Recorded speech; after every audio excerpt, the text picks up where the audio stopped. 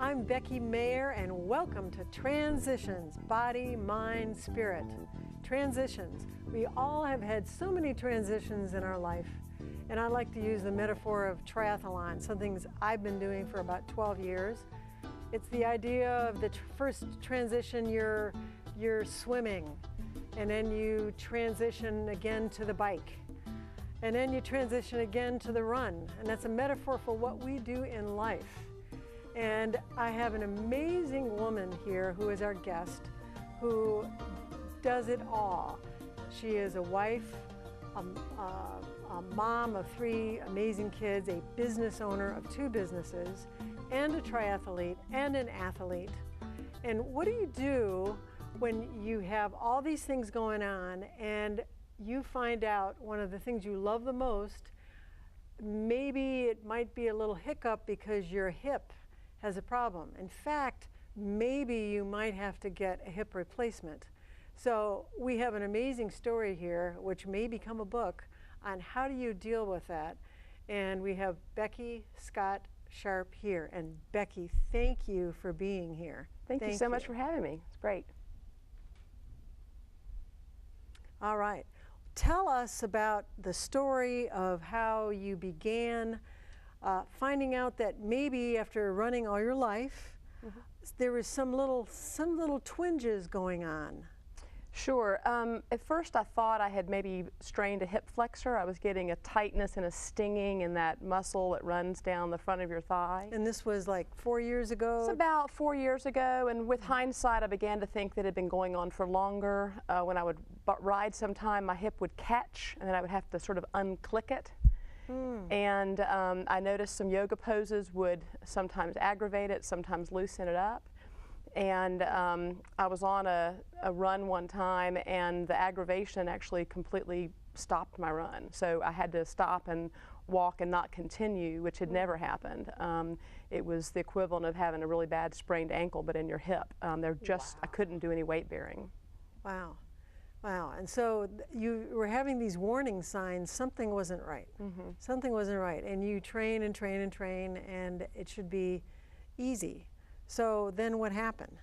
Well, I was training for a marathon distance race, and that injury just took me out, and I had to take a few days off. And if you exercise a lot like you do, taking 2 or 3 days off can seem big, and 2 or 3 days led to a week, and a week led to 10 days, and I tried to run again and was limping on a run, and I knew there was something wrong. And so I finished the race. You finished the marathon? I did. Wow, the full, was it full? Actually, it was rim to rim, the Grand Canyon. It was the Grand Canyon, oh my God. How many miles was that? That was 26 miles, just about marathon distance, 26, 24 miles. From the rim of the Grand Canyon to the other rim?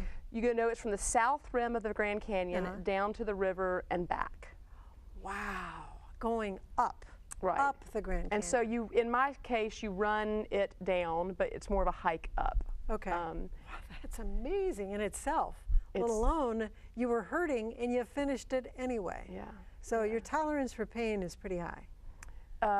That's tolerance might be one word of it, maybe idiocy and another one in terms of, you know, you don't want to push through an injury, and I wasn't trying to be a hero.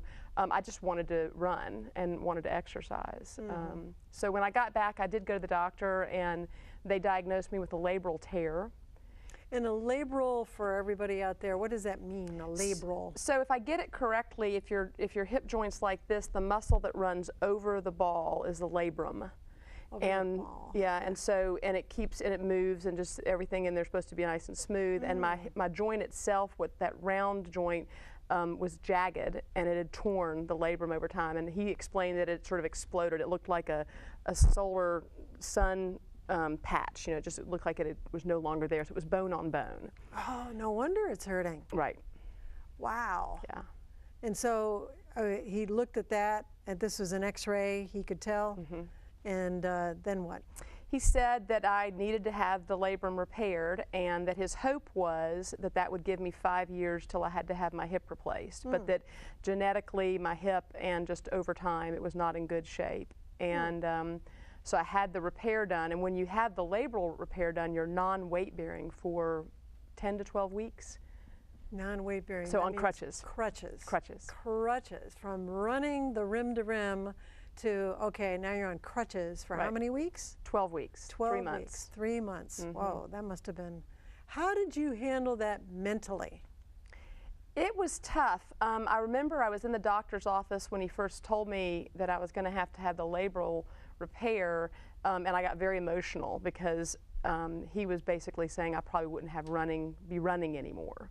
Anymore because forever? Right. Right. And then I love the way in your blog book, the way you describe what running means to you.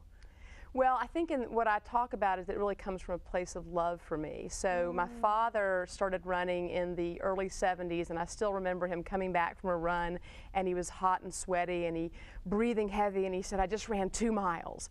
And we were all like, wow, 2 miles.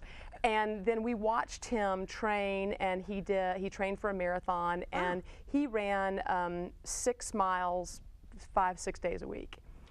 And he would meet, his buddies would come over early in the morning and they would run. And so my brothers and I saw that as an adult activity, that's what you did. And he invited me to run with him. And so that became a very special time for us because it was just the two of us out there, and we would talk about the importance of dealing with the pain, or how you go up a hill versus down a hill, and how you breathe, and how you handle hot runs and cold runs and rainy runs. And so it really was a bonding experience for me. And I learned also to experience the run as a soothing meditative step. I would lose myself in thought, which was a very wonderful thing. And so I kept it up, and just running became something I did all the time.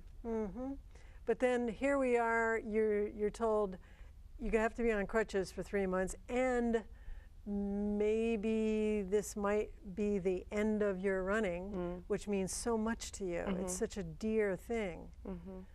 So you must have, you just had to deal with it, I guess. I did, and I needed the physical activity. I crave it, and so I as a triathlete, I could swim and I could bike.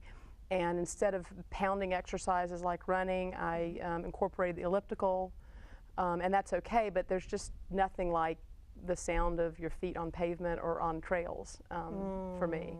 And so I followed all the doctor's advice and didn't do any pounding until I was released. And then after I was released, after the labrum repair, I got back to it. And very quickly realized that something was pretty wrong in terms of it being worse than just something that the labrum repair was going to do. Wow. When they repaired the labrum, was it a huge incision? Actually, no. It was just a couple inches. It was just a couple inches right in the front. But the reason you're non-weight bearing is because they've shaved that bone off completely, and then pulled the muscle up and tightened it up and sewn it, and so it's just got to heal completely, and it's very raw and sore for a period of time. Wow, wow, right. Because it was bone on bone, then they take that and then kind of cover it up, and then you were doing some exercise but not weight bearing, and then how did you feel when, okay, now I can run and something's still wrong? It was tough. I actually was going out of town and was in an airport, and I had a very heavy backpack on, and I suddenly noticed I could not put any weight on my left leg at all. Like I was having to hop. And so it was clear to me that there was something wrong, and it was sad. It was sad. I felt the sort of a darkness, a coldness descend because I knew something really bad was wrong with my hip.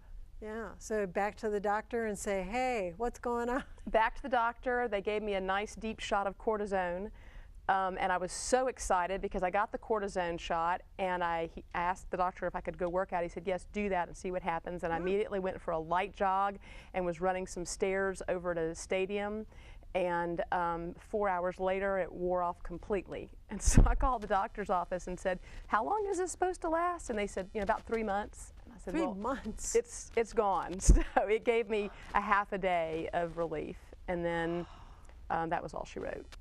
Wow. So that because, didn't you say because of that cortisone shot, it even delayed things more? Right, so then I got the referral to the hip replacement doctor, who's different than the labral tear doctor. And I went and saw him, and he was phenomenal. And he looked at everything and confirmed that I needed the full hip replacement. And I said, done, right now. Like, let's do it today. Wow. And it was the only time I think I cried openly in front of him, because he said, well, the good news is I can do it. The bad news is you got a cortisone shot and you have to wait, I think it was 6 or 8 weeks. And I just sobbed. I was so sad because I was in a lot of pain, and I was trying not to take a bunch of meds, and I wasn't sleeping well, and I was just, if I were sitting here like this a year ago, I would have fidgeted constantly, just moving the weight from one glute to the next and trying to get comfortable. So I had to wait that time, and then on December 2nd, they did the surgery. Was that was this past year? Yeah, 3.5 months ago. 3.5 months ago. Wow. So you got the surgery, and you sent, and we're going to be showing the actual X-ray, which is so amazing to me. Isn't it cool? They can do. Cool? You have now a explain, it's a titanium something. Yes, so what they do is they take about a 10-inch rod, and the doctor said the medical term is jam, and they jam it down your femur, so it's right here.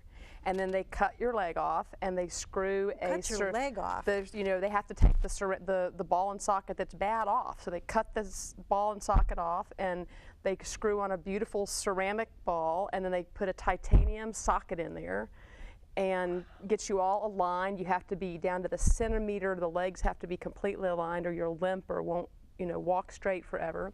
And then they sew you up, and I've got about an 8-inch scar right down the front. They used to do these through the glute, and then you would have about a year of healing because they cut through the glute muscle. But in this case, they move the muscle off the bone. They don't cut the muscle? No cut. Wow. And the surgery took about 1 hour and 45 minutes, and then you're in the hospital one night, fully weight-bearing immediately. I had a crutch I could use, but I just used it initially because I was dizzy from anesthesia, but I was, you know, didn't need the crutch. You're fully weight-bearing immediately. It took about 2 weeks for the incision discomfort and the muscle discomfort to calm, and then it was like I'd never had a problem.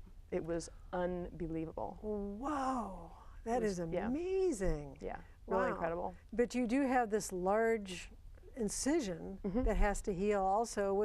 Doesn't it hurt from that big incision? It did, yeah. For about 2 weeks it was uncomfortable. Yeah, and they staple it, or? They sewed it up.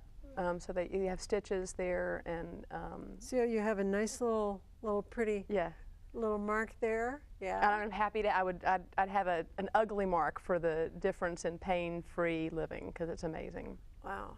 Now, didn't you say that because you weren't in constant pain, that there was almost an opening and a light of energy? Because I had been in pain, what I realized was that 2 weeks after the surgery, I woke up one morning and I felt I just was overwhelmed with energy. And I realized that for the past 18 months or so, the pain had been sapping my energy. And then I just slowly, you know, almost not noticeably gotten less and less energized. And I would think about, you know, do I really want to park here because it's so long into there? And I was shortening distances between things and planning so I didn't have to move as much, and that all changed, and it felt like an absolute just insertion of energy. Insertion of energy, yes. Wow. Now the unique thing that you told me, which I think I've never heard anybody else talk about, you knew you were going to have the operation, so you decided, and you had time, so you decided to get yourself in the best shape you could to prepare. Correct? Yes. I was really upset with the cortisone delay, and I was trying to find a way to deal with 6 more weeks of discomfort. And so I was driving back from the hospital, from the doctor's office where I'd had the consult, and I thought, well, I'd do well with a plan. And so I called a trainer friend of mine and said, let's get me as strong as I possibly can without doing any more damage in the 6 weeks. I wanted my just core, back, you know, everything I could think of, arms, shoulders, to be as strong as they could, so that when I finished the surgery, when I was done, that I would not have an issue with atrophied muscles.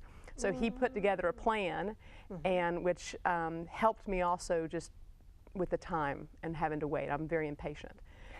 And so that was great. And so, you know, I was telling a friend a few days in after I realized I had signed up to do 3-minute wall sits every single day that I was less enthusiastic, but because they hurt, but it absolutely paid off. And you know, after the surgery, I was able to stand up and support myself. Well, I just did 6 months of strength training myself, and I'm wondering, what was the training that you did? Was it with bands, or you know, when you say the wall things, explain what that is. So the wall sit was, you know, standing a few feet away from a wall and just going into a squat, and your back is lightly supported against the wall and holding it. So imagine just sitting on a chair, but your butt doesn't hit the chair. And so doing that really works on your quads. And I did absolute band work. I did free weights, I did squats and lunges, I did holding plank for a few minutes, you know, really working on that core. There were about 12 different exercises that pretty standard, nothing that anybody would be really surprised about. Those clamshells where you pull your legs apart really work the inner hip. And so the idea was to work the slow and fast twitch muscles as deeply as we could. That's brilliant. And then did you have a routine? You get up in the morning, you do it, or at night, or?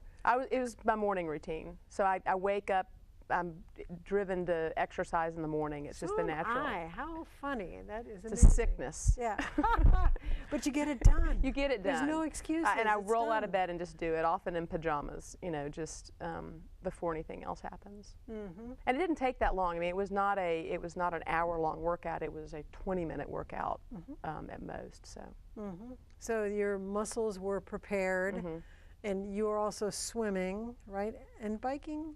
I was doing some swimming and biking. Yes, it was painful to even swim. You wouldn't think that, but getting in and out of the pool was uncomfortable and sometimes dangerous with the slipperiness of the poolside. And the doctor told me about that. He's like, don't fall between now and the surgery. But I was doing some swimming and some more biking than anything on my bike on a trainer. And then you also targeted something. You targeted a swim thing that is still targeted for you. Tell us about that. And I think it's really important to have a goal, like I'm going to get well, and I'm going to tell us. Right. So I'm an enthusiastic athlete. I'm not a talented athlete. And swimming is the sport at which I'm least talented. So I decided to train for an Alcatraz swim that is from Alcatraz to San Francisco. And I'm also very uncomfortable in cold water and have some Jaws-related fear of being eaten by a shark. So do they have sharks by Alcatraz? They do. They have these paddle boarders that paddle along with you and beat off the sharks. I don't think they're going to be really live sharks. I mean, I'm hoping not. It's called Shark Fest. Shark Fest. It is called Shark Fest. Wow. So I'm doing that August 13th. August 13th. So that's coming up. Yeah. Wow. Wow. And that came to you. Where'd that come from? Just wanting to have something to go after, a goal, an objective, something out in the future to look forward to. I'm excited about it.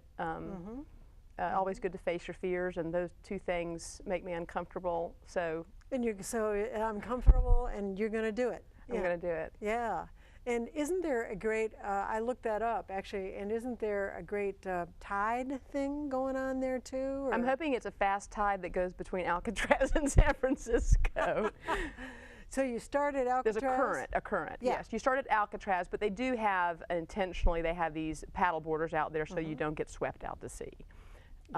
You know, I don't want to be the first person swept out to sea. No, nobody's been swept, right? No, I don't think anybody's been swept. And then because it's so cold, you'll be wearing a wetsuit. I'll be wearing a wetsuit, and I just bought my first neoprene cap, or actually they call it a hood, because it is cold in that water. I think the water's going to be between 55 and 62 degrees. Ooh, that's chilly. Chilly. And being a triathlete, I mean, if it's 72, it's cold. So yes. So I'll have a full wetsuit on and then a neoprene hood that will help hold the heat in, since you lose so much heat through your head. And what do you predict? How long will that take you? Well, there's a cutoff at 45 minutes, and it's a 1.8 miles, and I'm not that fast of a swimmer, So I'll either be picked up by the kayak or there'll be a nice current. And I think based on what I've read that the current is a key component in letting people swim it. I met a gentleman there last year who was in his mid-60s and also not a great swimmer, and he'd done it in 35 minutes. Oh. So that implies like the race in Chattanooga, the triathlon we were talking about earlier, there's probably a nice current with which you go. Wow. So do you feel you will be able to return to triathlons? Sure, absolutely. Right. Okay. The running is the hardest part to learn again, and that's the blog or the writing that I'm doing. It's called Learning to Run Again, and I'm just journaling this. And I went out last week and ran on the White Trail at Percy Warner Park for the first time. And so I decided to be very conservative, and I walked the flats and the hills and then ran the downhills. So I walked the flats and the uphills and then ran the downhills, and it felt fabulous. Wow. And in your blog there, I thought it was very interesting that so many people think, oh, I shouldn't walk. Walking is, you shouldn't walk, you just have to run. And of course there's the whole philosophy, you run, walk, and you're actually faster. And tell us about that, how you were raised with you're supposed to run and never walk, or right. When I first started running, I mean, I remember hearing the run didn't count if you walked, you know, and I don't know where that came from. Just very competitive, probably more a competition-based outlook. And I was that way for a while, and I wouldn't even write my runs down in a log if I had stopped and walked at mile 6 of 10 or something silly like that. And then as I got older, I realized that the objective was to start and finish healthily. And if that means you need a break at mile 4, you need a break at mile 4. And people that do like walk 3, run 1, or walk 1, run 3, it's great, you're moving. And so sometimes the walk is the difference between a successful exercise that incorporates running too. And you surely don't hear that in triathlon, especially in competitive triathlon, right? That you're not supposed to walk. But I think it's a probably a more aggressive approach to exercise than is something that's sustainable, and it's much more sustainable if you give yourself that break to walk. Right. Well, are you doing your training for running now with Run Walk, Run Walk? I am, absolutely. Okay, and what is your intervals on that? I have a friend who's training for country music, and she showed me the 3-1 marathon approach. That I've done that too, but I'm being really relaxed about it. I'm listening to my body. So if my body says you need to stop, and it's 10 seconds and I stop. I'm just being really cautious so that if it's uncomfortable or if my hip feels funny, and it's not my hip at all, it's the different muscles that have had to adjust. So my ankles feel different than they used to. And so I'll run and then walk because So run 3 minutes and walk 1 minute? Okay. All right. And you that's wonderful. That's that's kind of the Galloway method, I guess that is. And I keep on hearing that is the ideal, that you're faster if you do that. Though I'm too thought about what you said, because when I am out on a triathlon, I think I got to run. You know, none of this walking business. But then I see people run, and pass and me. they pass you, right? Yeah, they it's pass like, you. well. So I'm adopting that also. Yeah. And what I also find fascinating is that your philosophy of health that you incorporate in your everyday life. Also, you incorporate this in your business. And you mentioned having business talks with your employees, but you're walking and you're outside. Yeah. How does that work? Well, I don't require it, but those who are interested know I always have my running shoes with me, and so we call our weekly meetings one-to-ones, and so we'll have a walking one-to-one for anybody that wants to. And if the weather's bad, I did one where we walked down 8 flights, down the hall, up 8 flights, and we did that for 30 minutes. And when the weather's nice, just like it is right now, we'll go outside and walk for 45 minutes or an hour, and suddenly you've done 2 or 3 miles at a conversational pace, which of course is great for you aerobically. You know, you'll burn some calories and move. And this philosophy is within your business, and would you say pretty much everybody that works with you they are like-minded?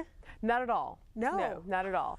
We had the plethora of people who were very sedentary and people who were very active, and I'm trying to be non-judgmental about it, but just like my father was with me, just lead by example, and if somebody wants to join in, great, but if they don't, no problem. No pressure? No pressure at all. Yeah. And what about you and your husband setting an example for your children? Your children are now teenagers, am I correct? Yes. Okay. And how are they incorporating exercise in their life by watching you guys? They're all much more gifted athletes than I am, my husband too, so they're all better. But they all, the three of them all are soccer players. Okay. And so they're fast, and my middle son has embraced running more than anybody, and he will go out just for a run like I did as a teenager. So they've remained active, and we've always been active with them. We'd go walk at the park or go on a bike ride. So they saw that example. And if there's somebody out there that is having twinges and they're thinking, oh man, I might have to get a hip replacement, what would you recommend? Earlier, sooner rather than later. It's likely that I'll have to have my other hip replaced just because genetically they're shallow socketed, and as soon as I get the twinge, as soon as they allow me to, and the time is right, I'll get that hip replaced. But I won't do what I did with the first one, which is be in pain for 18 months. Wow. I waited too long. And there's no way to know that until you've gone through it. But I met two women at an event the other day, and both of them are having hip issues. And you know, we're taught to soldier on and to deal with it and move through the pain, and especially in triathlons. Right. So. And so I mean, always they need to have a doctor's opinion, of course. But as soon as the doctor tells me I'm ready, I won't try to ignore that. Right. You'll just, because you've been there, done that, and you're better. You know, you're pain-free, and it sounds like you are in the wonderful path to continue to explore new things. The Alcatraz thing, who would think, what's going to be after Alcatraz? I'd like to do a long bike ride. I've done several adventures with my younger brother, he's circumnavigated Iceland and biked from the northern tip of Japan, and we've done some trips. So I'd like to do a longer bike ride, that you know, unsupported but tents, or the Katy Trail is something right here that's supposed to be wonderful. It goes from St. Louis to Dallas. Yeah, I've heard of that. I haven't done Natchez Trace, you know, the full Natchez adventure. That would be great. Right. So there's definitely some cool things in the future, and it sounds like you have to have those goals in front of you. And what a wonderful example you are to people out there that you had a hip replacement, you're better than ever, and here you are venturing out past Alcatraz, thinking about biking, Iceland, wherever. So I want to say thank you, Becky, Scott, Sharpe. What a wonderful example. Thank you for being on Transitions. And that's it for Transitions, Body, Mind, Spirit. Thanks.